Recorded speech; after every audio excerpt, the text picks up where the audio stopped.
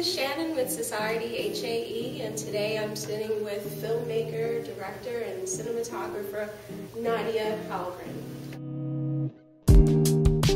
So Love Lockdown is a story based around a radio station that is on Power 105, which is a very big station in New York City that has tens of thousands of listeners. And on Sunday nights, they open the airwaves and they allow women or anyone to call in and give shout-outs to their loved ones in prison. We kind of focus in on a young woman named Shannon, who is a young mother of 2 children, and her fiance is in prison and on trial for facing a 20-year drug sentence for drugs.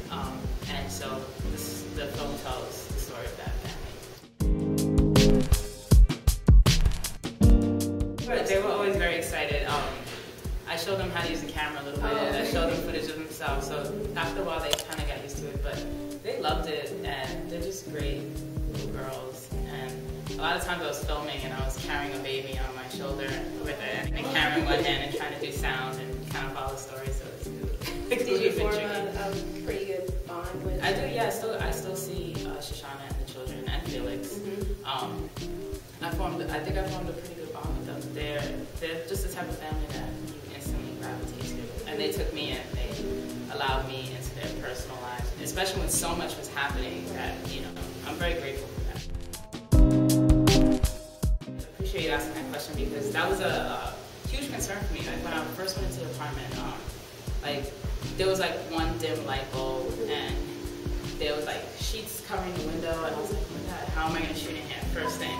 So I'm like, all right, I'm going to bring lights, I'm going to change the light bulbs, I'm going to do all these things. And I was like, oh, that's going to change the feel and the look of this house, because I think that lighting, of course, it has a huge effect on not only how you see a film, but how you feel as a person. So when I went into that house, it was very dark, almost like you know you're in a place that is a little rundown and not being taken care of. So I felt if I changed the lighting, it may have served the aesthetic of the film in terms of it would have looked more beautiful, but I think that aesthetic also helps the viewer feel like they're in this environment.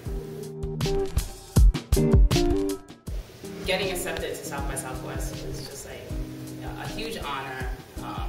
You feel validated that such a festival that's so highly regarded likes your film, and you also realize that you're in a way competing with like hundreds of filmmakers all over the world, and that you were chosen to be part of something so great.